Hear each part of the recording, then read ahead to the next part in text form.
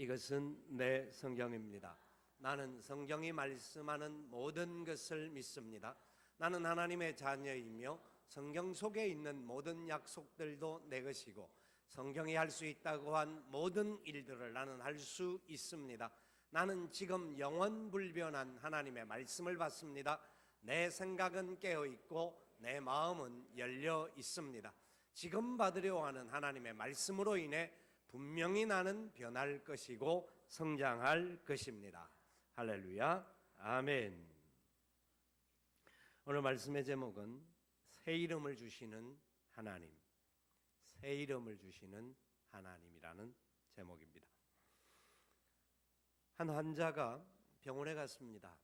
몸이 좀 좋지 않아서 치료를 받기 위해서 갔는데 의사 선생님이 치료를 다 마치고 작은 글씨로 끝에 소근암이라고 썼습니다. 이것을 본 환자는 좀 충격을 받으면서 의사에게 물었습니다. 선생님, 제가 어떤 병이 걸린 건가요? 의사 선생님이 웃으면서 괜찮습니다. 집에 가서 충분히 휴식을 하면 깨끗할 수 있고 건강할 수 있습니다. 라고 말씀을 하니까 다시 환자가 대답하기를 괜찮습니다.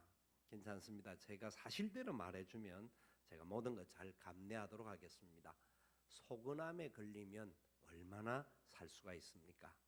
라고 질문을 했습니다. 의사가 한참 난감하게 바라보다가 이야기를 합니다. 소근암은 제 이름입니다. 그 의사의 이름이 소근암이었습니다. 그러다 보니까 이 사람이 자기가 암에 걸린 줄로 착각을 했는데 그 의사도 이름을 개명을 해야 될 것 같아요. 소치료. 좀 말이 좀 소시가 되어서 그런가요? 하여튼 그렇습니다. 좌우지간 이름이 갖는 의미가 사람들은 굉장히 많은 파급 효과를 줍니다. 그리고 새로운 영양들을 변하게 합니다. 그래서 요새 어떤 가게를 낼 때도 그냥 평범한 이름을 내지 않고 어떤 음식점은 돼지가 우통 붙는 날 이렇게도 돼 있고 어떤 음식점은 미쳐버린 바닥 이렇게 말하기도 하고요. 어떤 곳 이것은 어딜까요? 깎을래 복걸래 미장원 미용실입니다. 왜 이렇게 이름을 그냥 보편적인 이름을 쓰지 않고 좀 이렇게 사람들에게 충격적인 그런 이름들을 사용할까요? 그 이름이 갖는 의미들을 통하여 사람들에게 무언가를 파급하고 싶은 그런 의미가 있기 때문입니다. 어느 나라는 나라 이름을 얼마 전에 바꾸기도 했습니다. 소비에트 연방에 있다가 러시아로 바뀌어질 때 그 나라에서 독립했던 나라가 그루지아라는 나라가 있는데 이 그루지아라고 나라는 나라 이름 자체를 조지아라고 바꾸었습니다. 그 바꾼 지가 얼마 안 됩니다. 그 조지아에 우리 선교사도 나가 있는 나라이기도 하죠. 왜? 이름이 갖는 의미들 때문에 그 이름을 통하여서 무언가 새로움과 변화를 나타내고 싶은 그런 모습들이 그들 속에 있기 때문입니다. 여러분, 저와 여러분은 어떤 이름을 갖고 계십니까? 우리가 가지고 있는 이름은 우리 부모님들이 또 우리 할아버지 또 우리 조부들이 우리에게 이름을 지어준 것일 수도 있습니다. 어떤 분들은 장명소에서 이름을 지었을지도 있습니다. 좌우지간 그런 이름을 짓는 이유는 그 이름이 갖는 중요한 의미, 그 이름 값을 하고 살라고, 이름을 좀 드러내고 살라고 그런 이름을 지음을 받게 된 겁니다. 그런데 사실 우리는 우리가 가진 이름값을 못하고 사는 경우들이 굉장히 많은 사람들이죠. 그래서 오늘 본문도 어떤 사람의 이름을 들어서 하나님이 무언가 새로운 역사를 시작하게 하는 내용이 나오고 있습니다. 그 사람은 야곱이라고 하는 사람입니다.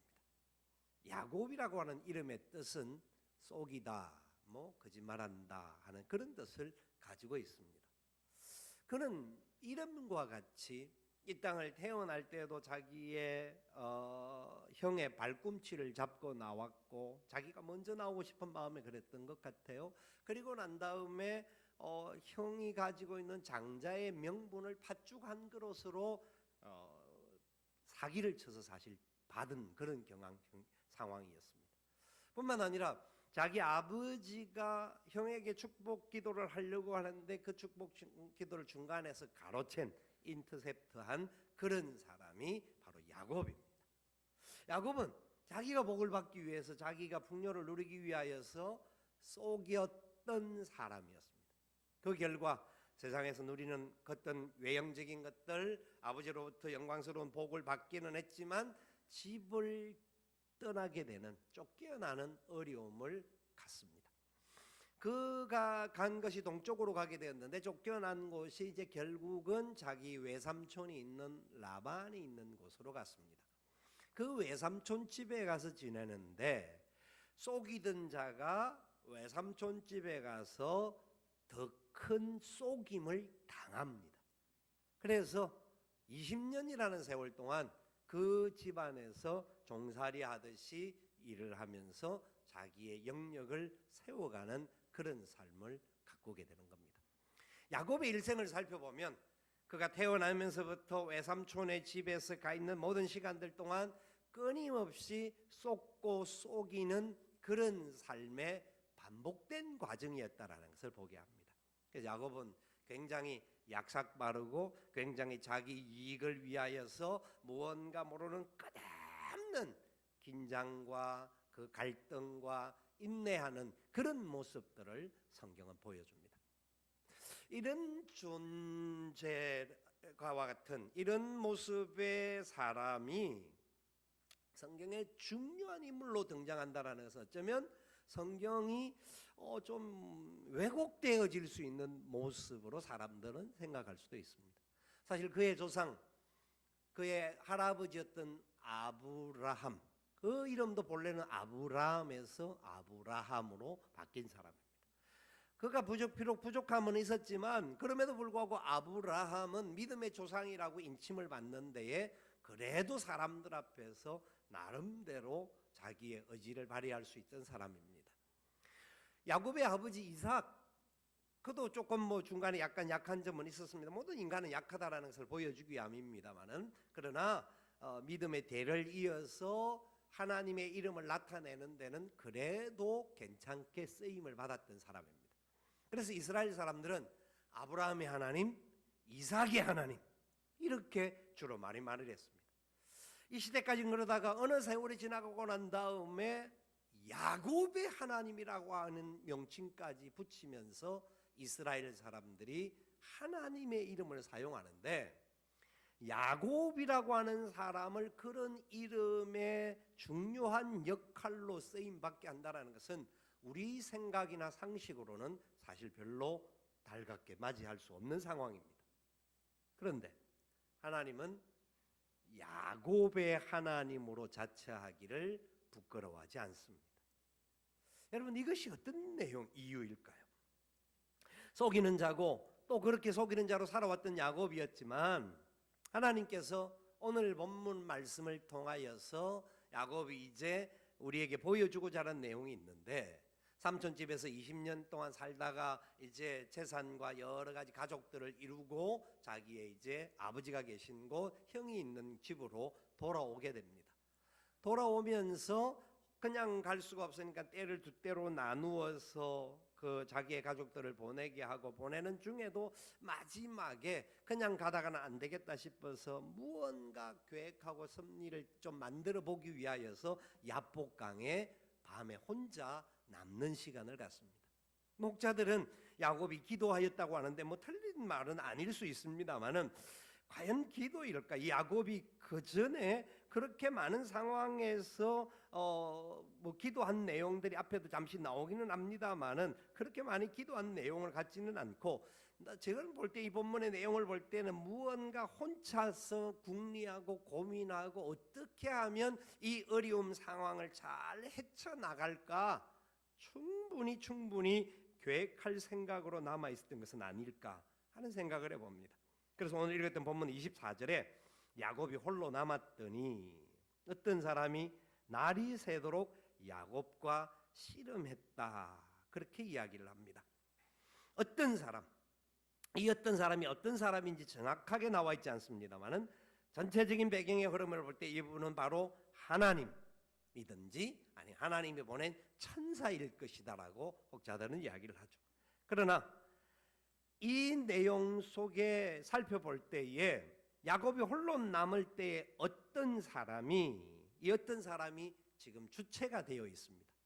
야곱이 어떤 사람과 씨름했다가 아니라 어떤 사람이 야곱과 씨름했다라는 겁니다. 이게 굉장히 중요한 의미가 있다라는 것을 아셔야 합니다. 야곱이 자기가 뭔가 의지를 가지고 하나님을 향하여 기도하고 나아간 것이라기보다는 그분이 야곱을 찾아왔던 그 어떤 사람이 먼저 야곱의 마음에 두드려 주셨고 손 내밀어 주신 내용이 이 본문의 시작입니다. 그러는 과정에서 어떤 사람이 야곱을 이기지 못함을 보고 그가 야곱의 허벅지 관절을 치매 야곱의 허벅지 관절이 그 사람과 씨름할 때 어긋났다 말씀은 이야기하는데, 이 어떤 사람은 신입니다. 어떤 사람은 그냥 일반적인 사람이 아닙니다. 신입니다. 그런데 그가 이기지 못하였다라고 말을 하고 있는 것은 무엇을 말할까요? 신이 인간을 이길 수가 없다고 한다면 신일 수 있습니까? 무엇을 이야기를 하고 있을까요? 그리고 이 사람이 축복을 받기를 원하였을 때 질문을 합니다. 네 이름이 뭐냐? 야곱입니다. 저는 평생 속이는 자로 살았고 또 속이는 삶으로 그렇게 지내면서 어쩔 줄 모르는 마지못해서 이렇게 살아온 존재입니다 하는 고백을 할 때에 28절에 이렇게 답을 줍니다. 그가 이르되 내 이름을 다시는 야곱이라 부를 것이 아니요 이스라엘이라 부를 것이니 이는 네가 하나님과 및 사람들과 겨루어 이겼음이니라. 아멘. 이스라엘이라는 이름을 줍니다. 새 이름을 주는 거예요. 약삭 빠르고 자기밖에 모르고 욕심꾸러기라고 해도 과언이 아닐 정도의 사람에게 이스라엘, 이 이름은 너무나 놀라운 겁니다. 하나님과 사람들과 겨루어 이겼다. 다른 말로 하나님을 이긴 자라는 표현입니다. 여러분, 하나님이 얼마나 힘이 없었으면 야곱에게 졌을까? 사람들은 그렇게 말할 수도 있습니다. 과연 그럴까요? 왜 하나님께서 야곱을 먼저 찾아오셨고 그에게 이기지 못한다라고 표현을 하고 있고 그래서 야곱이 이긴 자라고 이야기해 주고 있을까요? 그것은 바로 하나님의 특별한 은혜임을 깨달을 수 있기를 바랍니다. 이 하나님의 특별한 은혜입니다. 하나님께서 일개 사람에게 질 수 없습니다. 져서 안 되는 존재가 하나님입니다. 신인데 어떻게 사람에게 집니까? 그런데 이것이 바로 하나님의 놀라운 사랑인데 그를 이스라엘, 하나님과 겨루어 이긴 자라는 이름을 하나님이 주시는 겁니다. 네가 나를 이겼다. 네가 나를 이겼다. 여러분, 이 사실 앞에 나중에 우리가 어떤 자세로 이 말씀이 내 것이 되어져야 할 것인지를 점검해 보아야 할 줄 압니다. 하나님은 찾아오셔서 야곱에게 져 주시고 그 이름을 이긴 자라고 붙여주신 분인 줄 믿으시기 바랍니다. 이게 얼마나 놀라운 은혜요? 사랑인 줄을 아셔야 합니다. 이럴 수 없는 상황에 하나님은 하신 것입니다. 성경에 하나님께서 사람들의 이름을 바꾸시는 내용들이 종종 나옵니다. 아브라함을 아브라함으로 바꾸어 주셨습니다. 그리고 사례를 사라로 바꾸시면서 그의 이름이 갖는 의미를 하나님이 그들에게 깨우쳐 주셨습니다. 그리고 신약 성경에 나아가면 시몬이라고 하던 사람을 주님이 부르셔서 너는 베드로라, 반석 위에 세운 집과 같은 베드로라, 그렇게 이름을 주시는 역사가 있습니다. 하나님이 사람들에게 이름을 부여할 때에 그들의 이름이 다른 사람이 감히 상상도 할 수 없는 그런 이름을 부여해 주신 겁니다. 여러분, 그런 이름을 부를 때 사람들이 어떤 마음이 들까요? 어떤 사람이 병원을 가서 이제 줄을 서고 있는데 부릅니다. 김찬곤 씨 들어오세요. 들어오세요 하고 이제 사람 이름을 부르는데 어떤 사람을 부르려고 하는 데는 한참 이름을 부르지 못하고 주저주저 하고 있습니다. 그러다가 이름을 부릅니다. 주 하나님 들어오세요. 이름이 주 하나라는 겁니다. 그러니까 님자를 붙이니까 이게 얼마나 엄청난 이름입니까?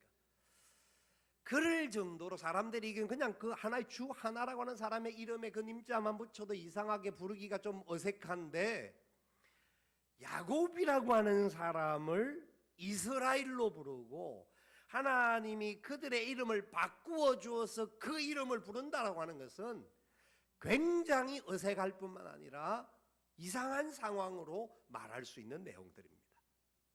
그런데 하나님께서 그런 사람을 사용하셔서 하나님의 영광의 도구가 되도록 바꾸어 주신 은혜인 줄 믿으시기를 바랍니다. 약한 자를 들어 강한 자를 부끄럽게 하시고 미련한 자를 들어 지혜로운 자를 부끄럽게 하시는 하나님의 은혜, 우리의 힘으로는 아무것도 할 수 없지만 하나님께서 세워주시면 놀라운 역사의 주인공이 될 수 있도록 하시는 하나님의 사랑을 이 야곱을 통하여 보여주시는 겁니다. 우리나라 초창기 기독교가 들어왔을 때 일제시대 산하에 김익두 목사님이라고 계셨습니다. 이분은 본래 평양의 최고의 깡패였습니다. 다른 사람들에게 주먹으로 그리고 모든 것으로 막 행하던 그런 사람이었는데 어느 날 인간 기믹도 죽었고 새로운 기믹도가 태어났다고 하면서 행동하는 겁니다. 사람들이 이상하게 생각합니다.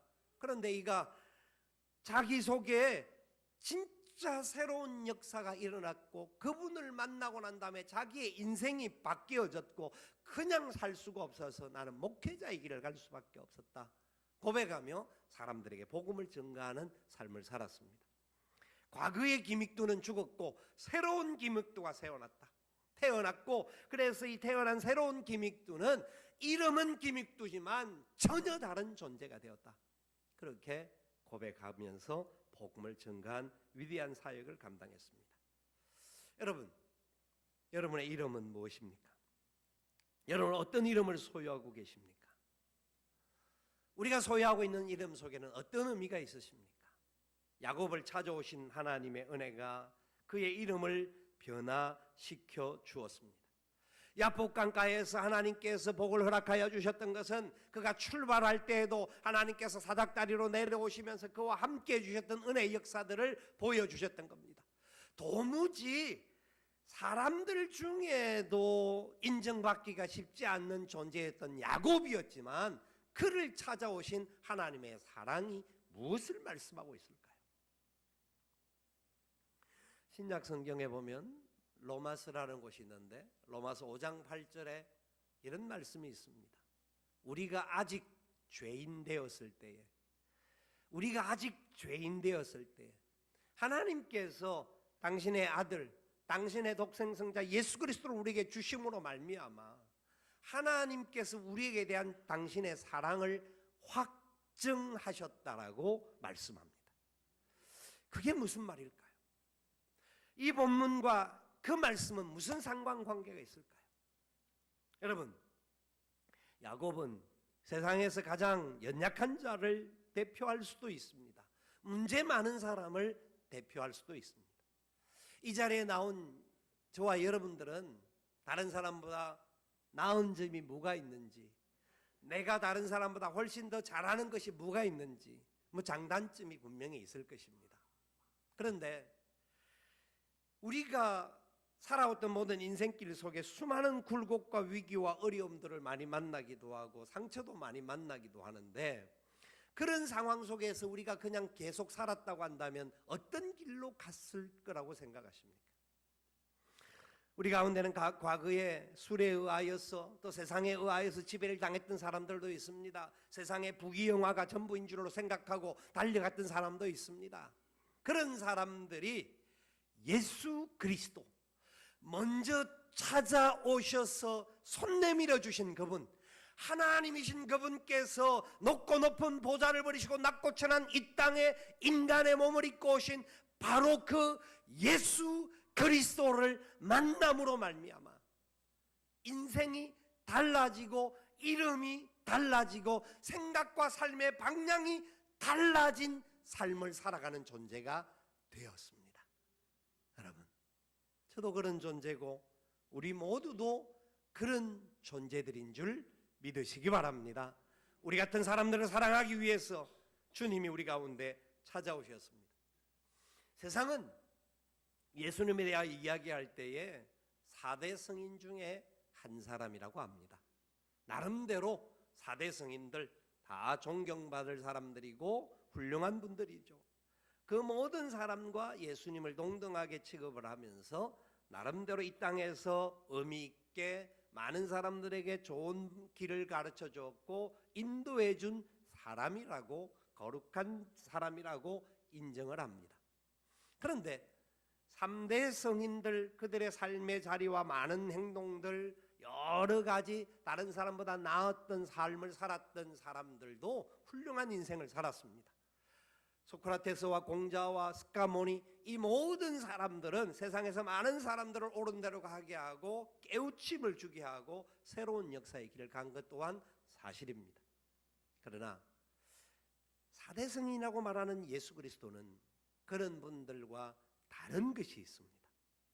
다른 것이 있는데 그것은 바로 그분은 인간의 몸을 입었지만 인간만이 아니라 바로 하나님 그분이셨습니다. 먼저 찾아오셔서 야곱을 만나 주셨던 그분이기도 하셨고, 먼저 우리가 죄 가운데 있는데도 불구하고 우리 가운데 찾아오셔서 손 내밀어 주신 바로 하나님 그분이십니다. 하나님이신 그분께서 인간의 몸을 입고 이 땅에 오셨습니다. 왜요? 우리의 죄를 대신하여 죽어 주시기 위해서요. 다른 많은 선인들과 성인들도 좋은 말들과 많은 교훈들을 사람에게 주었지만 예수님은 말씀으로만 그치지 아니하시고 우리 모든 영혼들을 위하여서 내가 그분을 알지도 못했던 그때에 나를 대신하여 나의 죄를 위하여 십자가에 못 박혀 죽으셨습니다. 그래서 우리 죄를 사하여 주시겠다라고 선포하셨습니다. 다 이루었다. 여러분 이해가 되십니까? 그분이 나를 언제 알았다고, 내가 태어나기도 전에 나를 위하여 죽었다고 하는데 나와 그게 무슨 상관이 있냐라고 생각할 수도 있습니다. 저희들도 그런 생각을 했던 존재들이지만 그분이 그렇게 나를 위하여 보혈의 피를 흘려주셔서 새로운 역사를 허락하여 주신 것으로 말미암아 저 같은 사람도 절에 가고 우리 어머 손 붙잡고 절에 가서 불공도 드리고 이렇게 저렇게 했지만 어느 날 예수님이 찾아와 주심을 알게 되고 그분을 만나게 되고 그분 때문에 인생이 바뀌어지고 그분 때문에 이 사명의 길을 가서 이 자리에 서서 여러분들에게 말씀을 전하는 자가 될 수 있게 되었습니다. 그것은 은혜가 아니고는 설명할 수 없는 이야기입니다. 그런데 그분은 단순히 찾아와 주실 정도로 하고 나를 대신하여 죽어주셨다라는 것으로 끝난 분이 아니라 그분은 죽으셨다가 3일 만에 부활하셨습니다.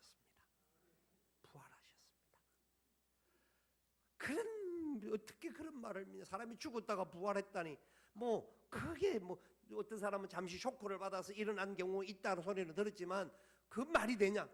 아닙니다. 그분은 하나님이시기에 죽으심으로 끝난 것이 아니라 완전한 승리, 우리를 통한 우리에게 영광의 나라, 영광의 기쁨을 허락하기 위해서 부활의 역사를 허락하여 주셔서 우리도 언젠가 부활의 영광에 동참할 자인 것을 가르쳐 주셨습니다. 사망이 우리를 삼키지 못하고 세상에 흔들고 있는 수많은 문제들이 우리를 잡사로잡고 죽이지 못하도록 하기 위해서 그분이 완전한 승리를 보여주셨습니다. 우리가 그 승리를 따를 수 있는 자가 된 겁니다. 여러분, 사람은 한 번을 죽습니다.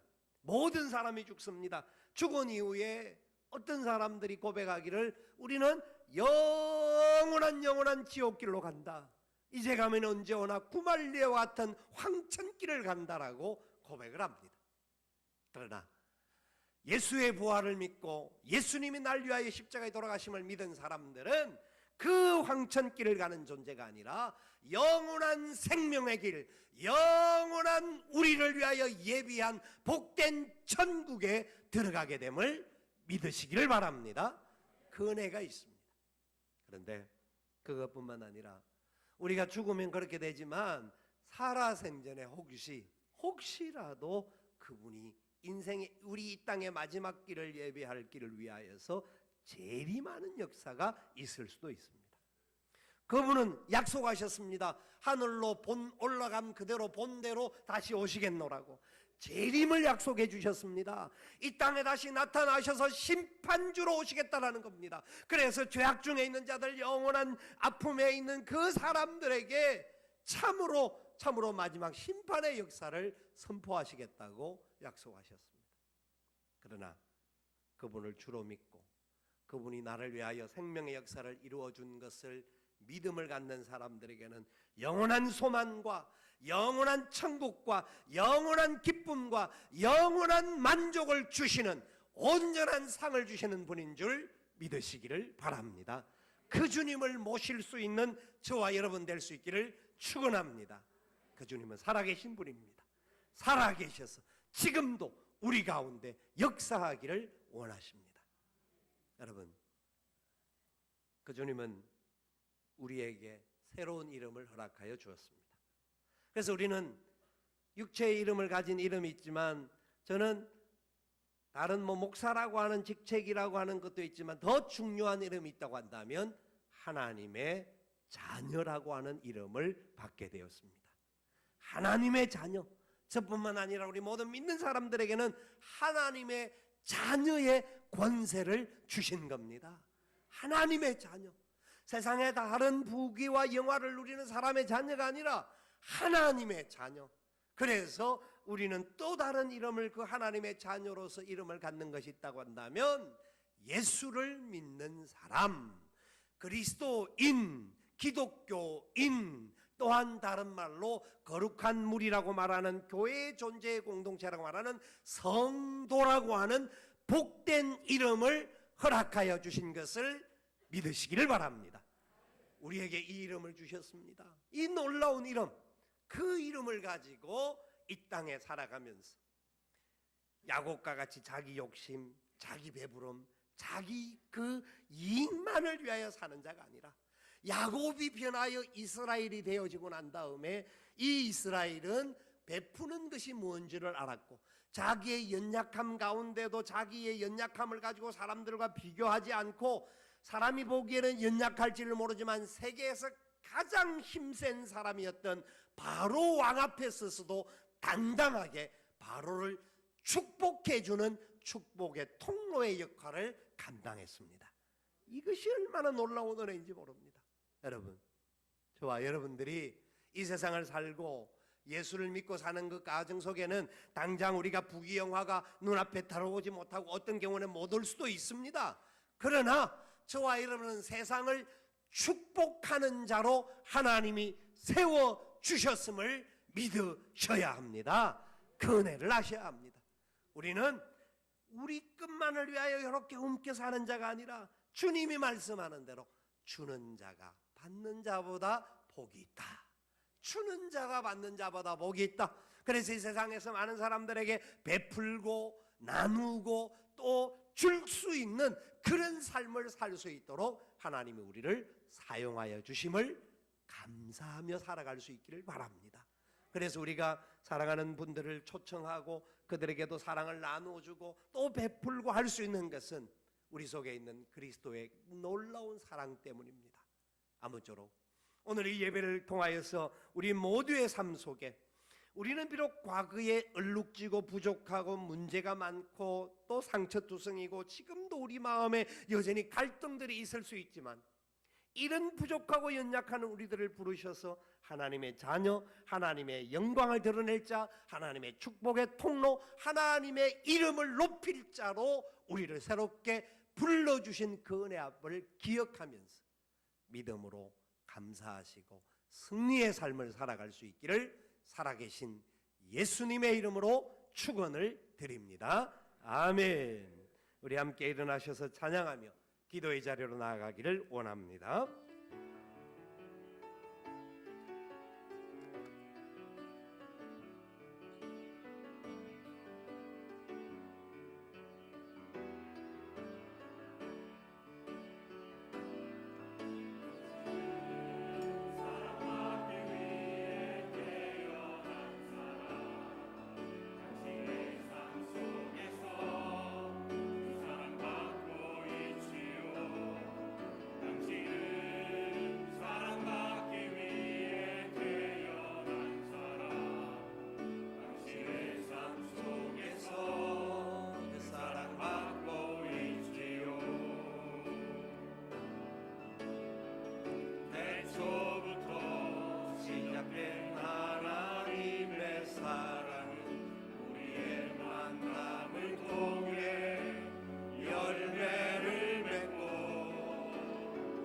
당신이 세상에 존재함으로 인해 우리에겐 얼마나 기쁨이 되는지.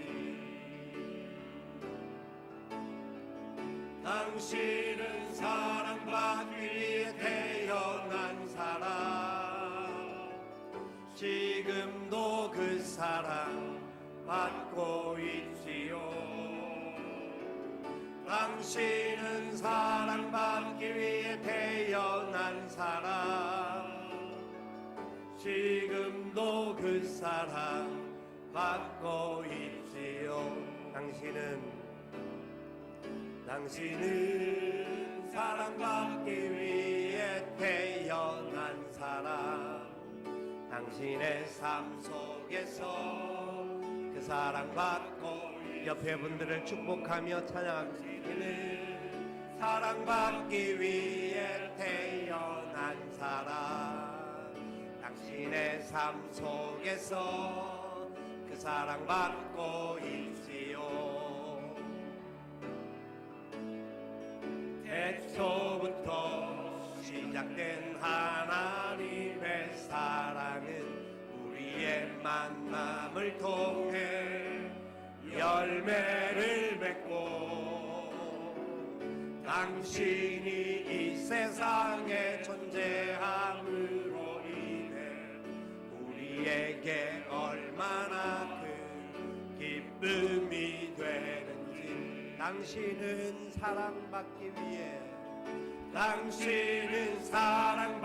위해 태어난 사람, 지금도 그 사랑 받고 있지요. 당신은 사랑받기 위해 태어난 사람, 지금도 그 사랑 받고 있지요. 그렇습니다. 하나님은 우리에게 그 사랑을 주시기를 원하셔서 당신의 아들 예수 그리스도 독생성자를 우리 가운데 보내어 주셨습니다. 그 예수님으로 말미암아 우리가 놀라운 새로운 이름을 얻게 된 겁니다. 놀라운 은혜의 역사에 들어갈 수 있는 자가 되었습니다. 먼저 믿었던 우리들은 그 은혜 앞에 감사하기를 바라고, 오늘 처음 나오신 분들 중에서는 그 은혜의 역사 속에 나도 살기를 소망하는 마음을 성령님께서 두드려 주셔서 그 예수님을 마음속에 모시는 삶이 되어질 수 있기를 원합니다. 믿음의 역사가 있기를 원합니다. 하나님의 사랑이 있기를 원합니다. 예수님 알게 하여 주시옵소서. 그 기도가 있기를 바랍니다. 우리 간절한 마음으로 내게 주신 사명을 다시 생각하며 예수 믿는 사람답게 또한 살게 하여 주옵소서. 사랑하며 살게 하시고 베풀며 살게 하여 주시옵소서. 우리 같은 마음으로 기도하겠습니다. 사랑하시는 주님 감사합니다. 주의 크신 은혜와 사랑 가운데 믿음의 선한 역사에 이루며 나가기에 부족함이 없도록 은혜를 베풀어 주옵소서. 선한 역사를 이루며 걸어가기에 부족함이 없도록 주님이 함께하여 주옵소서. 주의 영광을 위하여 더 온전하게 쓰임받기를 원합니다. 주님의 역사를 더 아름답게 나타낼 수 있기를 원합니다. 주님 같이 하여 주옵소서. 날마다 순간마다 주님의 그 크신 사랑을 받은 사람들답게 더 아름답고 행복하게 믿음의 역사 이루며 걸어가게 도와 주옵소서. 주님 참으로 이 놀라운 축복을 받은 사람들 되게 하여 주옵소서. 우리 가운데 처음으로 나오신 분들 심령을 두드려 주시기를 원합니다. 예수를 믿는 이 기쁨이 뭔지를 알 수 있게 도와 주옵소서. 위로와 소망이 넘치게 도와 주옵소서. 은혜와 사랑이 있게 도와 주시옵소서.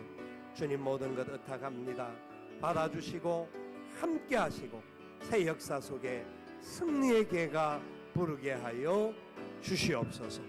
오 주님